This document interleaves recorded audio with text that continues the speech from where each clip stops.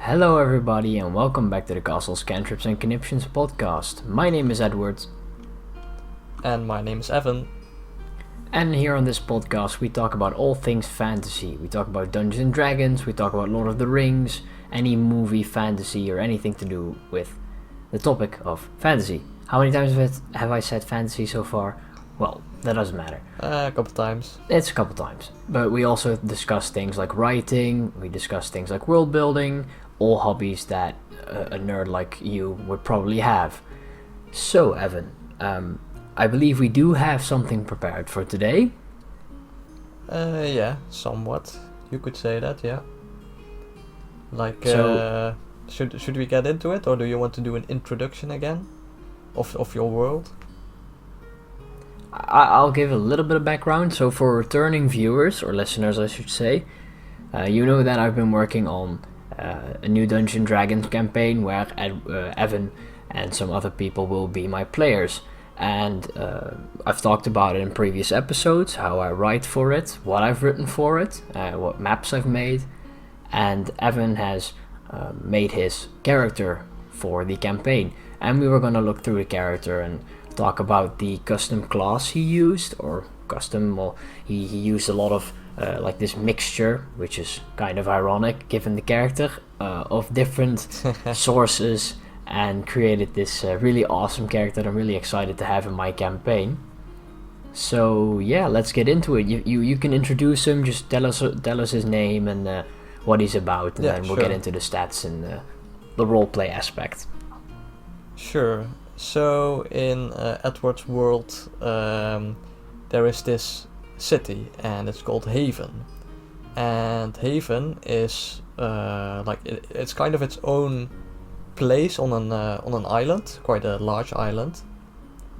But it basically is a city that contains all sorts of different schools, as in studying, and like for instance, different schools of magic I think are situated in the city as well.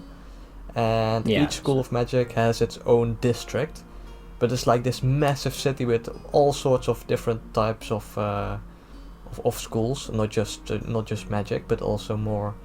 Yeah, so paladins and clerics as well. yeah, It offers religious services as well. right, yeah. But it's I think it's quite a wealthy place, isn't it? Yeah, the teachers make up the sort of ruling class, so Yeah, they are the more wealthy people on the island. right. Yeah, so my character is a custom race that Edward created. It's called Mandar, and it's basically, you can compare it to elves and half elves, if I'm guessed correctly. Yeah, it's Or it's at sort of a least mix that's- between them. Yeah, and my character plays a Mandar, and his name is Roland. What was his last name again? Forgets I his own keep character's last confusing name. it. It's Roland Morel. Morale. Yeah, that's it. I confuse it with Molar, which is Okay. it's a different Frenchman. It's an actual scientist. So that confused me a little bit. But his name is Roland Morel, and he is a Mandar, and he comes from Haven, from the district of alchemy, the alchemy district. And he's basically this rather not too young. He's still pushing his 30s, at least in appearance, because he as a Mandar he can get older, older than humans. So he was born there in Haven. To both his parents are professors. His father is professor in alchemy, and his mother is professor in herbology. So he's been quite well off. His family name is quite well known, and he never really had to worry about like money or like attacks by bandits or whatever. So he's been fully invested in his alchemical studies, which he does a bit against the rules sometimes. Like he goes out to the traders that visit the city and barters for rare ingredients as well as explosive powders. He can also be Fire found, powder. yeah, amongst others, yeah. He can also be found outside of class making hallucinogenics for his fellow students. So basically just producing drugs. But he's quite talented as well. Oh no, we said the bad word. Mm-hmm. The D word. Yeah. Don't do drugs. That could be Just something in different fantasy. as well. Yeah, don't. Yeah, just play D&D. It's the same Yeah, effect. just theoretically. Yeah, well, that D&D is also some sort of drug, if you can classify it as such. But yeah, so he's quite talented as an alchemist. But during the reason why he goes on this adventure in the world is because he, during one of his extracurricular activities outside class, he kind of blew up half a classroom, and the other half burned down because of an explosion he triggered with one of his experiments.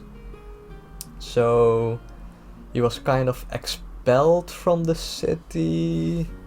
Kind of banished for blowing up the classroom.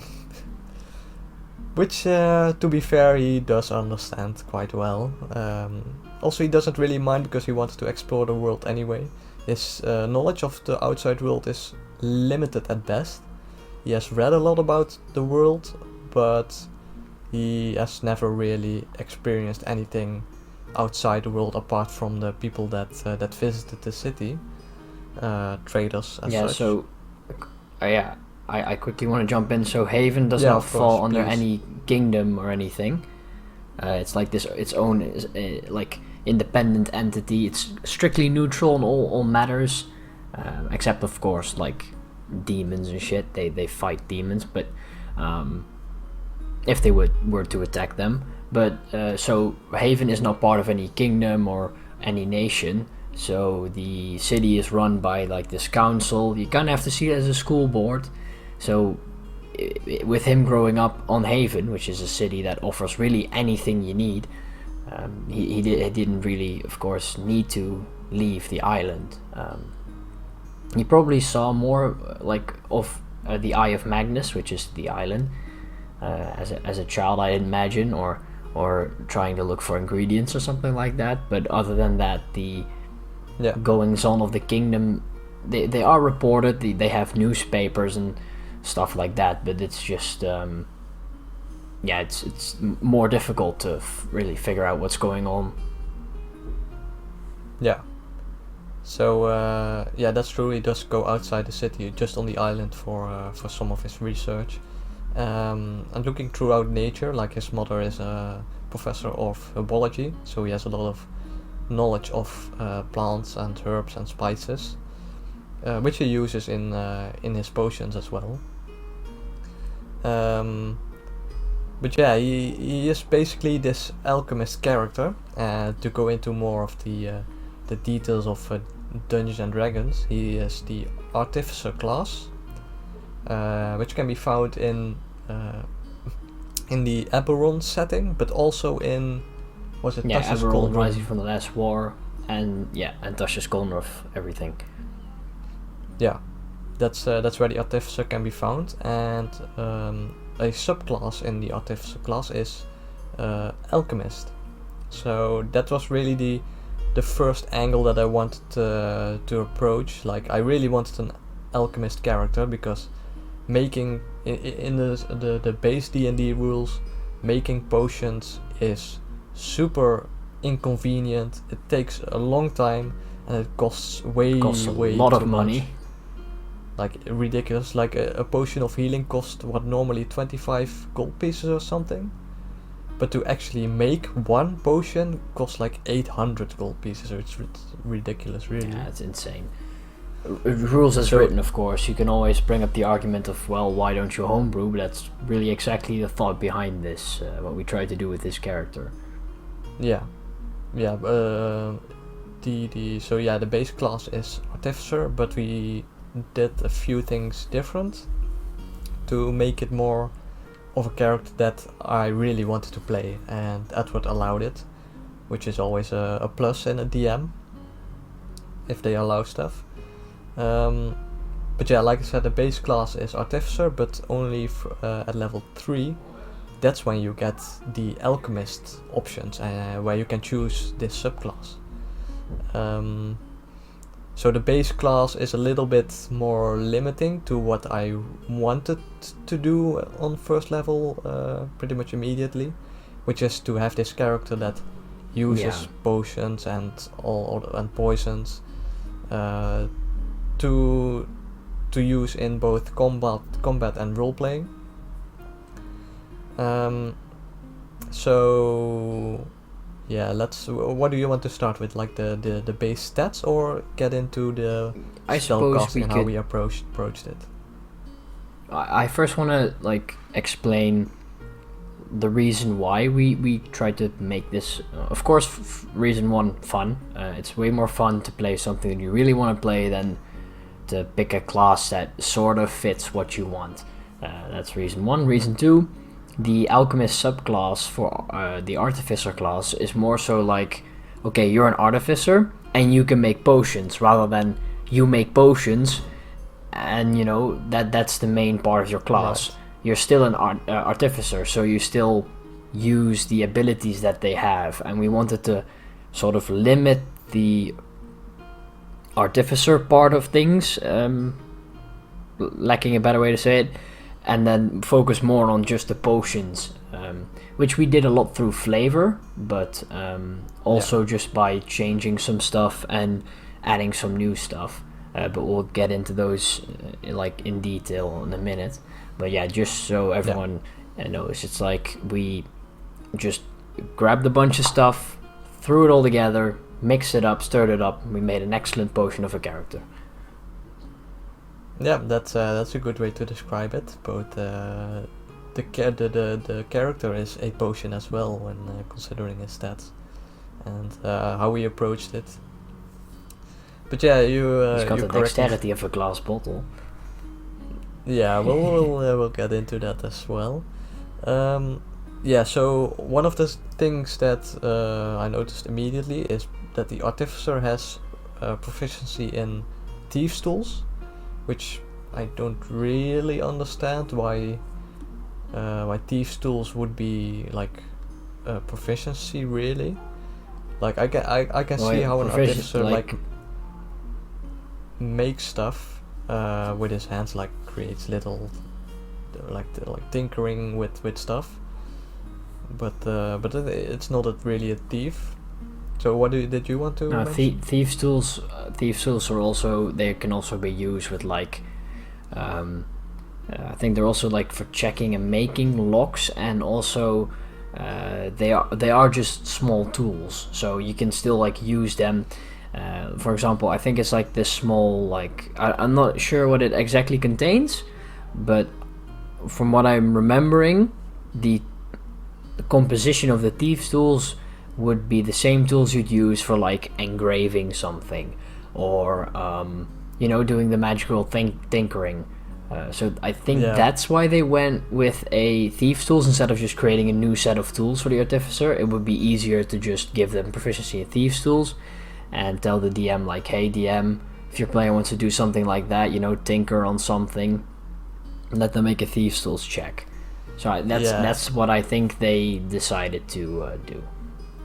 Yeah, it's just that there is also Tinkerer's Tools. They literally are Tinkerer's Tools, which they are also proficient in, the Artificer. So it's both Thieves' Tools and Tinkerer's Tools. So that's kind of weird again. You have Tinkerer's Tools, but then you also have Thieves' Tools. I can see your approach to how it would be used it just was a bit weird to me that they also had these tools. I agree, but like I think this is the way they thought about it when they were designing the class. Yeah, probably.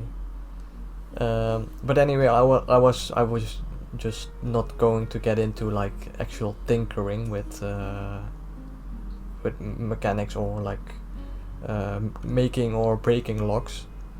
So I instead opted to replace these two proficiencies with alchemy supplies and herbology supplies.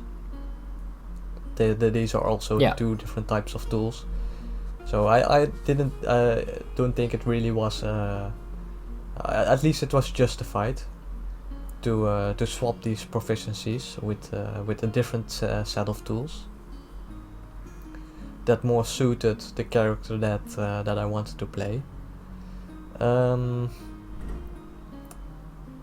So the base stats, I think we should do. So my character, Roland, is he is quite charismatic. He knows how to trade with stuff and barter with other traders that enter the city. He is also like from a quite wealthy family, like maybe not nobles, but definitely high class. So like he's like used to connecting with people and making friends, or like he at a school you typically like get a bit more social than on like the streets or in the wilderness. So he's charismatic. Yeah, and I think also getting out of certain situations that he'd gotten himself into, maybe adding the wrong ingredients and then trying to talk himself out of getting punished or something like that. Yeah, that as well. He as he breaks and bends the rules quite often. Like he needs to be a bit charismatic to get out of punishment.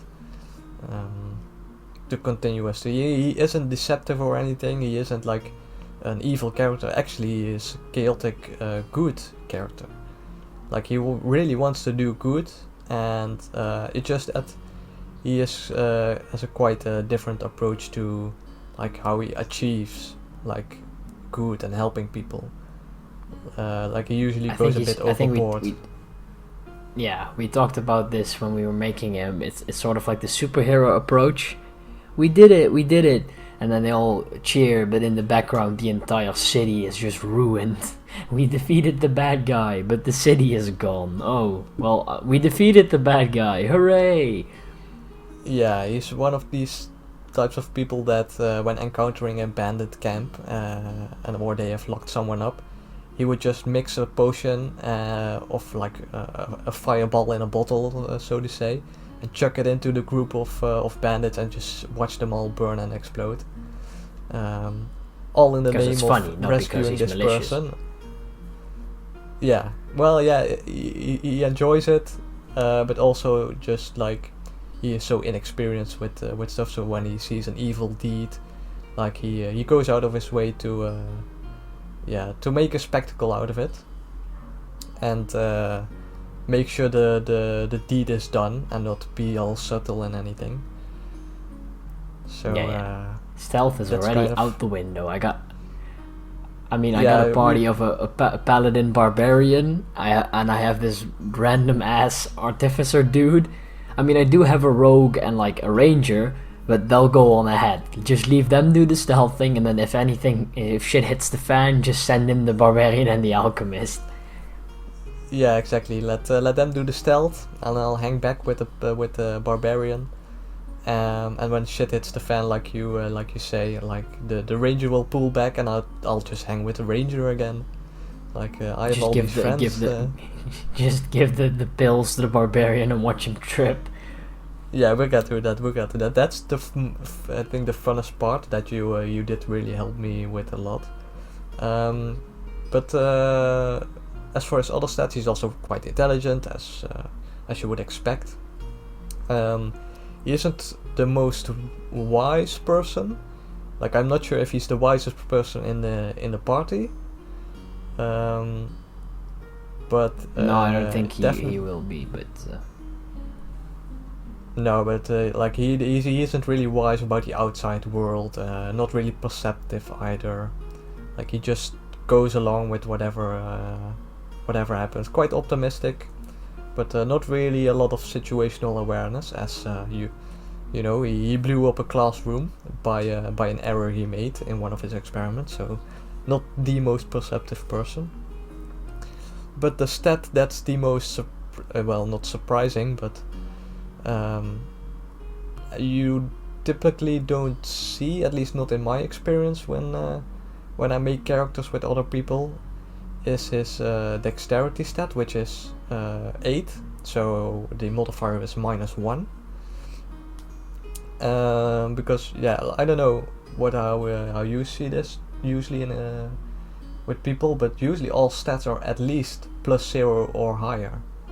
The modifiers. I've made recently with newer characters I've made. I've been relocating points. So I've been taking the standard, 15, 14, 13, 12, 10, 8, and I've just been moving points around.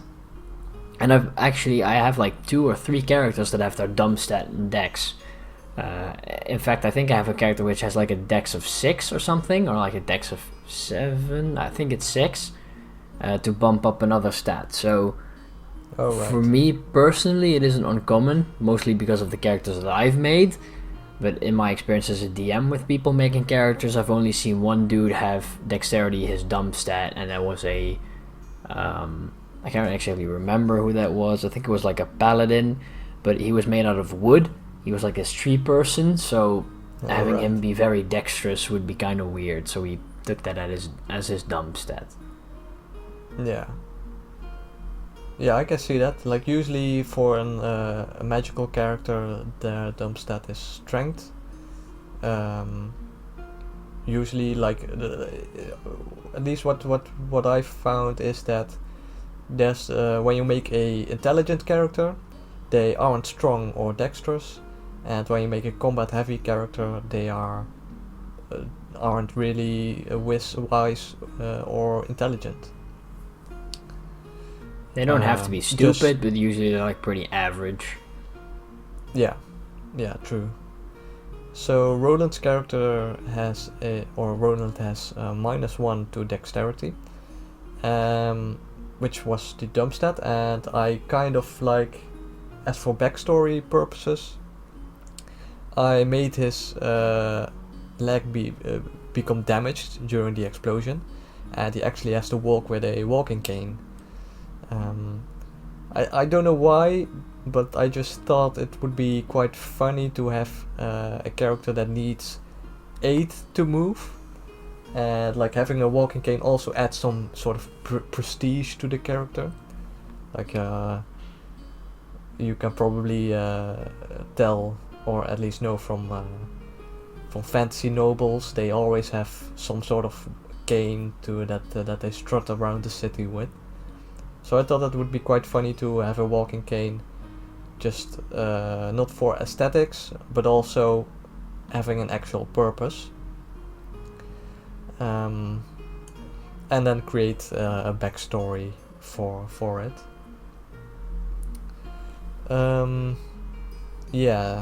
So the other consequence is movement or speed.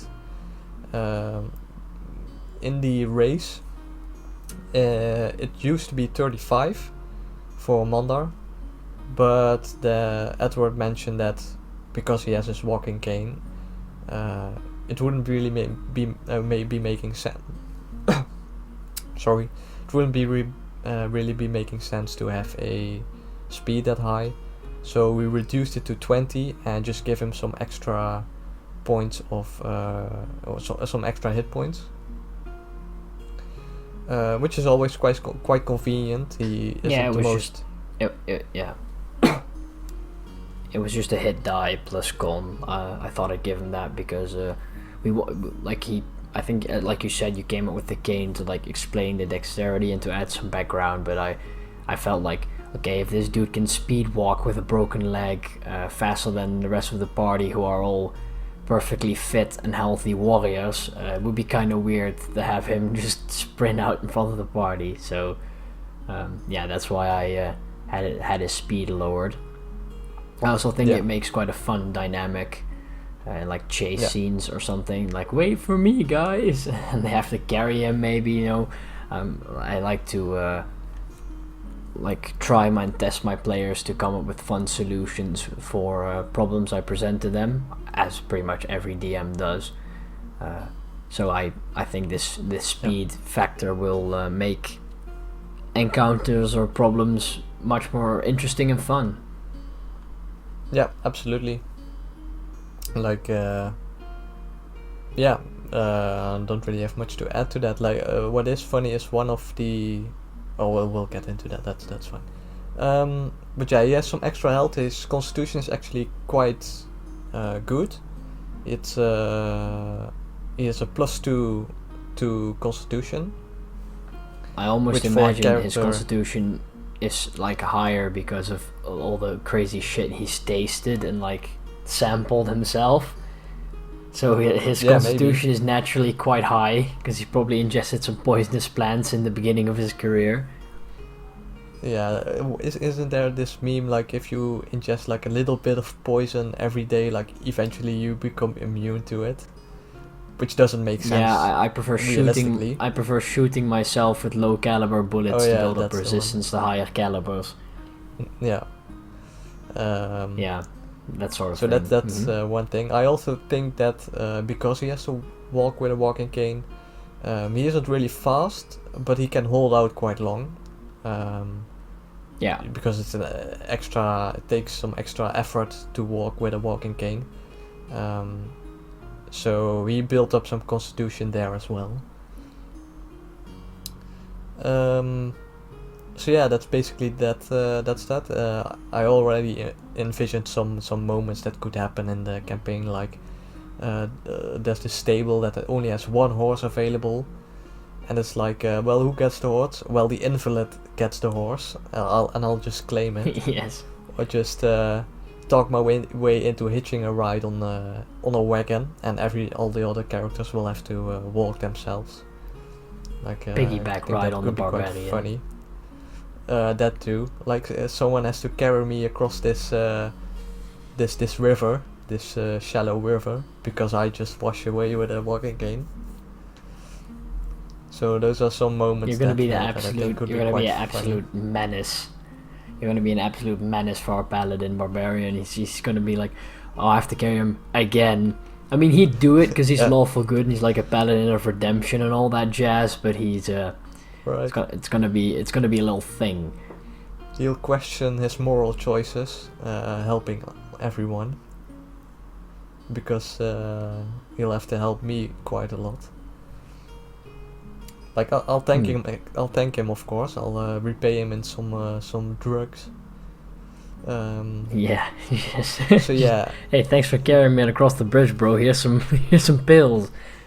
Yeah. What did they do? We're about to find out. Yeah. So to get into that part, spellcasting. An artificer has spellcasting, and can cast several spells from his list. But I didn't want to make a magical character. I didn't really want... well, it wouldn't really make sense to me to have this quite scientific almost character and then just be able to use like magic as an explanation to anything. So instead we flavored the spellcasting quite a fair amount, I would say. To Edward's suggestion. So instead of it would work as normal spellcasting, but it would be flavored that every spell, instead of being magic, it would be like a potion or a injection, or like a little tin can with some slime or goo that and this would be used as the spell. Everything else would be the normal of the normal with the spell. It would just also the rules would normally apply. So Yeah. if there's like, I mean, I wouldn't say maybe like an anti-magic field, but if somebody casts it like I don't know, counterspell or something, then I would say like, oh, he uses his magic to shatter the bottle or something like that. So Yeah. those like rule wise, it does still apply within certain logic. It would be quite overpowered if you could just negate like any anti-magic field.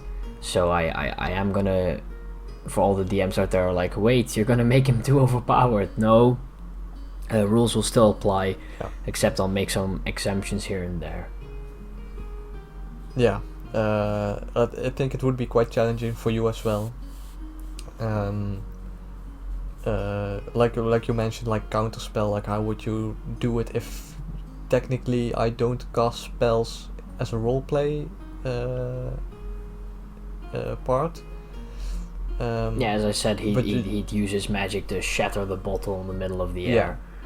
And then you wouldn't mention maybe counterspell, but you would just mention, oh, he shatters it in midair. Also, I mean, I always say what he's casting just for rule's sake, but so Oh, you right, guys okay. know how to respond. But yeah, like you said, I will say what it is, but I'll just role play it out differently. yeah, no, that's good. That's cool. Also, his attack bonus, because when you want to throw something, it's dex. So his dex being -1 wouldn't really be useful if he wants to throw like this bottle with acid. So he can just use the normal attack bonus for spells as well to throw something, which is quite alright, quite nice. As for the spells themselves, like I could choose 2 cantrips and 4 first level spells, for which I have 2 spell slots. So the cantrips that I chose were Acid Splash. It's just a spell that makes sense for an alchemist themselves, but to flavor it even more, it's basically this bottle with acid, and I throw it, or the character throws it, and it would shatter on the floor and would make a puddle, just like the spell itself would do. So that one was quite obvious, quite easy. The other one is Guidance, I think it was. And it's Guidance. what this spell does, it can give a character a 1d4 bonus to ability checks. So Or saving throws, I believe. I'm I not thought sure, it was just ability checks. Just preemptively. That's fine. So yeah, so it adds like as a reaction, I believe it. You can give a player a bonus. Yeah, I'm not sure if it's reaction, but that's details. Doesn't really matter. But the way I flavored this one is having a bottle with pills. So I would just give a character a pill, and their brain would increase activity and be able to to make this ability check. That would be quite funny. Someone that wants to investigate a certain thing, I'm like, hey, here, pop the cap of the bottle and just hand them this inconspicuous white tablet, this pill. Want to try They some would just be math? like, yeah, it's peppermint, trust me. So yeah, that's those 2. The other ones, you have to help me here. Which ones these were again? It was catapult, and you catapult. wrote it down as goo in a can. Yeah, you don't know this yet, how I envision this. But have you played the game Portal 2? Or watched it? Yeah, maybe? like for a few hours. I haven't finished it or anything. Right. Well, there's this later in the game. These aren't spoilers, but you will find the this. The game is like 8 centuries old. Yeah, but if you still want to play it, it's a very good game, and if you haven't played it, like I'm sure, like you would enjoy it. Like the story is quite good. But anyway, later in the game you encounter this pipe, and it leaks some liquid, some goo, and this goo is used basically as a trampoline. So you can splash it on the ground. Okay. And when you jump on it, you will jump in the air. So the higher you jump down onto this goo, the higher you jump. Like you bounce up again. The higher you bounce up. Yeah. Yeah, and it's just some goo. It's not like it doesn't deform or anything. It's just this liquid. So the way I envision it with the catapult spell is like I get this normal object, like as you would do on with the catapult spell as well. Get this tin out and just rub some of this goo on like across the surface of this object. Put it down on the ground and use my walking cane to like almost like a golf club hit this. Hell yeah, that's awesome. This surface of the goo. Launch it through the skull of a kobold. Launch it towards its target. Like I would think it'd be quite funny if you would have this golf ball sized pebble, put it down on the ground, rub some goo on it, and just like tee off this golf ball in a long hallway, like bam. Get sniped. Yeah. Just do you know how dangerous it is to hit a golf ball inside in this hallway? It would just like do so bounce much damage if you get hit. Yeah. So I think the catapult spell does like 3d8 damage or something ridiculous like that. It's a lot of damage, yeah. And it's a dex save, right? Yeah. And that's great for like higher tier monsters that have a pretty shit dex. Yeah.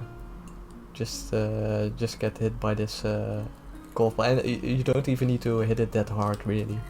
But that's basically how I flavored it. Instead of lifting an object into the air and just launch it, just put it down, rub some goo on it, and just like hit it towards its target. That's how I use Portal as a source of inspiration for this. Okay. Which is weird how source of inspirations work, because they come from the most ridiculous places. Because Portal and fantasy have nothing in common really. Nope. But just this one type of material. The other spell after catapult was, I think it was cure wounds. Yeah, it's cure wounds. Yeah, so this is basically just a potion bottle, like nothing fancy. Just works like a potion of healing, except it's not officially a potion of healing. But other than that, it would work all the same. The next one was Expeditious Retreat. Oh right, Expeditious Retreat. Yeah, so this is the powders one, I think. So basically, it's just powders in a tin can. Some cocaine, just sniff it, and you would be able to just. It's baking soda. It's baking. Okay. Oh, really? It's like he uses it to run faster. I almost imagine he'd like throw it up in the air to confuse the people around him, and it works sort of like this so like really irritating dust, so he could just jolt away. I was imagining more like that, but like it could also be fun if he just inhales a bunch of powder and just sprints off in a random direction. Yeah, I would just imagine it like really like sniffs it, and basically it like from his perspective the world would slow down around him, so it would be all this like LSD flash, yeah. But he would really just be moving faster than everyone else. But still, having a speed of 20 wouldn't be really much faster, because what the spell does is you get to choose the dash action as a bonus action. So you basically just become a swashbuckler. For an entire minute. You basically become a Is that true? swashbuckler for the swashbuckler can take dash, hide, disengage as bonus actions. So you for 1 minute you sniff some coke and you become a rogue. You just sprint away. Yeah. If this channel and this video had monetization, this video would be demonetized 50 times over for the amount of drugs we are stating here today. I don't know, maybe. I don't think YouTube it's within the context of a game, it's fine. It's within the context, it's all fake. But don't yeah, do them. Yeah, this is all just a game. Yeah, absolutely. That's why we can do it in a game, because doing it in real life is just mental, just destroys your entire being. But anyway. Yeah. So the last spell you have is. Yeah, the last spell was memory. Grease. Huzzah! Oh yeah, grease. I have the sheet open as well. Yeah, it's grease in a small tube. Actually, it says here. Yeah, it's not a tub. So like tub. like butter. Oh yeah, it's not. Like you get butter in a tub.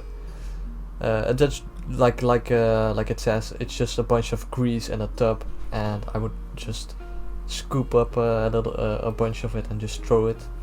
And this spell basically enemies that either stand in this grease or enter the grease from their turn will have to make a dex saving throw again as well. Yeah. Otherwise they fall prone.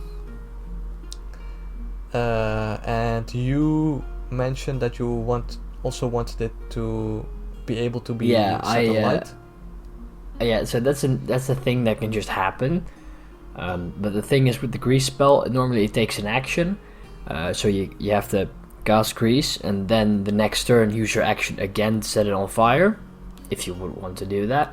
What I wanted to do is, a lot of DMs do this, make grease a bonus action, which makes the spell a lot better. So you can cast it, and then if you'd like to throw a torch or something on the grease to set it on fire. So that was the different ruling there. Right. Yeah. That's funny, because you can basically just create napalm that way. That was kind of the thing I was going for. Napalm sticks to kobolds. That's a question I also had for you. If I would make a different bunch of potions, I'm high level, I've got a bunch of ingredients, I got a bunch of actual potions. Could I mix potions together to combine their effects, or how do you see? No, I think that would be too overpowered. I mean, maybe you could roll a d20, and if it's above a 16 or something, it works. Otherwise, you create an explosion and you take fire damage or acid damage or something. Right, so a little bit like wild magic. Yeah, almost like that. Yeah, I think. I mean, you're creating two often quite unstable effects as they are. You're putting together a bunch of stuff to create an effect. If you start mixing those again, that's gonna be dangerous. So, I'm not sure. Yeah, I haven't thought about this. But if I were to rule it, I'd probably rule it like that. It would be allowed, but it just have a lot of risk to it, that if you fail the check, you die. Yeah, I understand this completely. I wouldn't abuse it or anything, it's just something I was curious about. Because I do have, as part of my my equipment, have some bottles with oil, but they're mainly for lanterns. Mm-hmm. But technically I would still be able to use the oil as either an ingredient or to set something alight if I pour it on something. Yeah. But that's just actual oil bottles, not a potion itself. Yeah, I mean you could use the oil to set stuff on fire.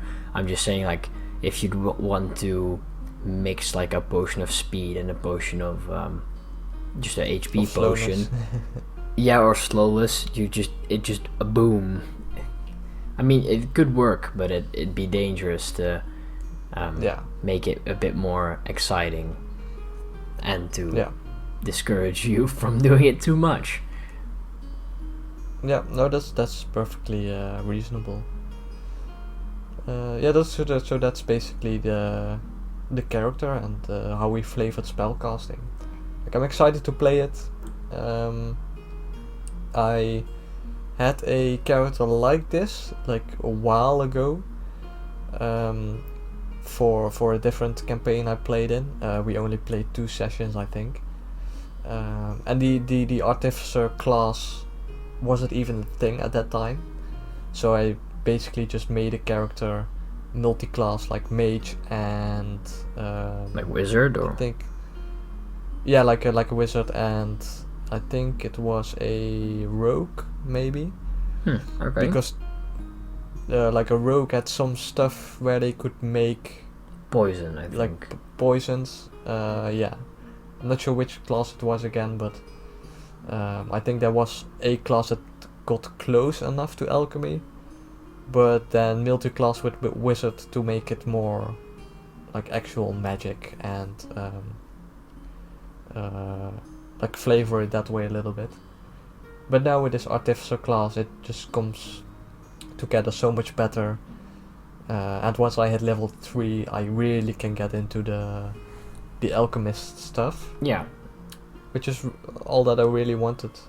Was a alchemical character. It was all I ever wanted. Yeah, and now I get to play one in your campaign, so I'm super excited. Get to kill demons and monsters and stuff with acid and napalm and deal drugs to people. God, this is gonna be one hell of a campaign. Yeah, I can just imagine like the party entering this village all high and cooked up on something I made. And just buff the hell out of them for combat. God, it's gonna... What if you guys like show up for the final BBEG battle just tripping out of your minds, absolutely hammered, just what's up, bruh? I am Merrick, the Dark Lord of Destruction. Yeah, we're skedaddle and skedoodle. Your dick is now my noodle. We're smoking some H to get ready. Yeah. What's poppin', bro? We're doing some rituals here. We're having concentration. Yeah, chugging potions Witcher style. Yeah. Oh, it's gonna be chaos, but it's gonna be lovely, lovely chaos. Yeah. So did you imagine it to be like this, or like did you imagine more serious characters? I mean, we're still going to be professional, but it's like we're still making jokes and stuff. Yeah, I totally don't mind any jokes or anything. Or like jokey names. I don't really care, except I just, the only thing that really bothers me as a DM is when my players are like, okay, I want to actually talk now, could you please stop making jokes constantly, you know?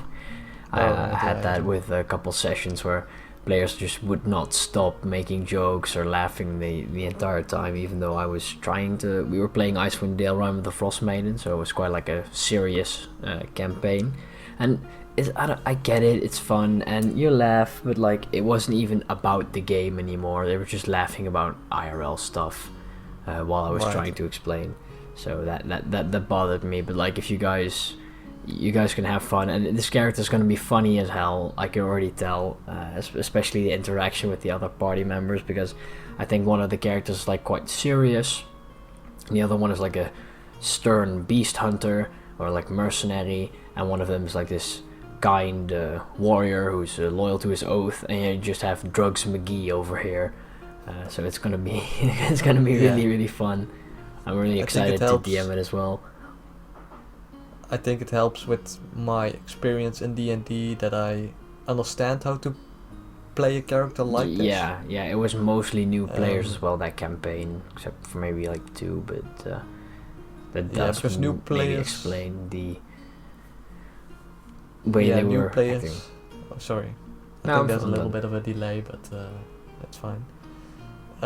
New players usually make a cool character, like a dark character, like, oh, my parents were killed by bandits and I'm going to take revenge by killing all of them, or like I grew up on the streets, like my Hey, mother those are my never cared characters for to me. this day. Shut up. Like that, no, there's nothing wrong with it. It's just that that's usually the first character Yeah. someone that plays D&D, like they want The- someone cool and moody and The mysterious. Batman arc. Yeah, precisely. That was my first character too, but at some point, having so much experience, you just want to play a fun character at some point.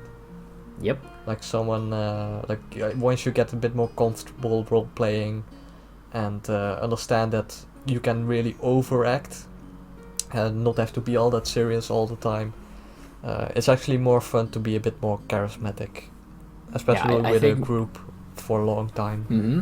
Yeah, I think that's what I did with my older characters, especially like with the campaign Avalon we were playing. Like Jonas, I made him a long time ago, and he was like this edgy. Oh, my parents are dead, and I'm a assassin. Now my character Rosemary is just it's just a stupid bard, who's just chaos incarnate. So, you do. Yeah. I saw this meme on Reddit. It was like D&D players making their first character. Oh, I'm a dark master, and I studied the way of the blade for years. And after my parents' murder, I seek revenge. D&D players' 60th character. I'm literally a floating piece of bread held up by his own mage hand. Yeah, like that's indeed the direction it goes to sometimes. You start But looking that's just for fun. ways out of the regular, and you end up with lizardman druids, and which is not that weird, but like compared to the BHB races, like lizardman druid, or like I have this goblin pirate character. It doesn't make any sense, but it's just fun. Yeah, and that's all D&D really is about, Geoff, of having fun with people around you, and having a character that reflects the fun you have IRL will just make it so much better, in my opinion. Also, I think that you can overact in D&D and be completely normal for the NPCs there. Like if you overact in real life, in actual social situations, it's a bit weird. But in D&D you just get to do this, and NPCs will just like be alright with it. Like it would be just like it would be a normal day. And I think that's cool about D&D if you're a bit insecure about yourself, because like IRL there's all these subtle social stuff that you have to sometimes consider, and sometimes you just overthink in your own mind. But in D&D, like it's all quite surface level. All NPCs are quite surface level in the way they act, what their motivations are, and you can just be a bit more loose and like actual act, and it would be perfectly fine. Yeah, I think that really, I agree really with you. helps. I think the Dumpstat charisma Batman character is really a shield from being somewhat afraid to roleplay or not knowing how to roleplay.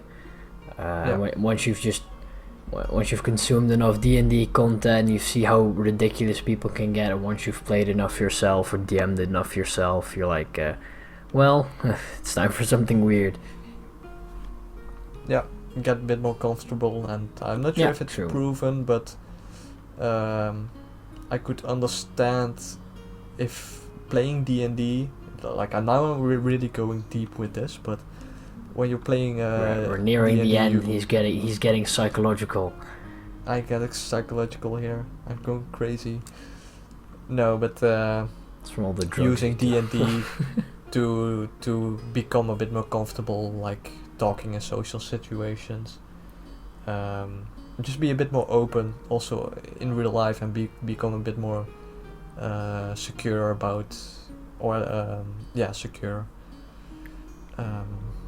What's the word for it? Like confident out there in the real world. Confident, self-assured. Yeah. Yeah, Yeah, that's the word, self-assured I was looking for. Yeah, thanks. So yeah, I'm not sure if it's proven, but I've read plenty of stories of people that said that D&D really helped them in real life as well. But yeah, that's some philosophical explanation or Psychological discussion. Theory. Yeah. It's way too big brain for us people. We make funny haha character haha NFT characters. No, I will die if I do that. I'm making all of my character into NFTs. I will burn your house down. I know where you live. Don't tempt me. An NFT character. I turned my entire campaign into an NFT. NFT, yeah. Title for this episode. Work? Yeah, would that work? It would work. Just get the world map, just make it into an NFT. If that hasn't been done already, this podcast has devolved. It's giving me a headache. It started off as us 12 episodes ago, starting off like, yeah, we want to make an episode about fantasy. Now we're talking about NFTs and Gollum's crusty sock and beans in Finland. It always gets to that in the last few minutes. Yeah, it always gets to that in the last few minutes. You know, maybe we should just only record the last few minutes and upload them because they're peak content. It would be better content than me explaining my character badly for 50 minutes. No, you did a good job. I have to gaslight I had to guys. search for some of the you did a great sentences, job. Yeah. No, it's. I think. I mean, I would be interested as a listener, so I hope they are too. Yeah. I hope you could tell I was quite excited. Yeah, I mean, so am I. I tried to shut myself up for the entire episode so you could talk about it. I always love talking about characters, and especially since this isn't just a cookie cutter character. You know, this is like a thing we made. It sounds cookie, but like a thing we made together. So for me, it's exciting to play as well. A lot more personal. So yeah. Mm-hmm. So I'm gonna end it here. I hope you had a great time listening today, and I hope you had a great day in general, or evening, wherever you may be. And I'd like to thank you for listening. My name is Edward, will not change in the foreseeable future. Yeah, my name is still Evan. Thank you for listening. We're feeling a lot better since last week. Yeah, so the bad, nasty cough is leaving his soul, so he's gonna live. Evan's gonna live, guys. I'm gonna live. Don't worry, I'm gonna live. We're going to make hundreds more episodes. Yeah, and you're gonna subscribe now, or I'll send the demon Bane to your house. Okay, bye. Goodbye.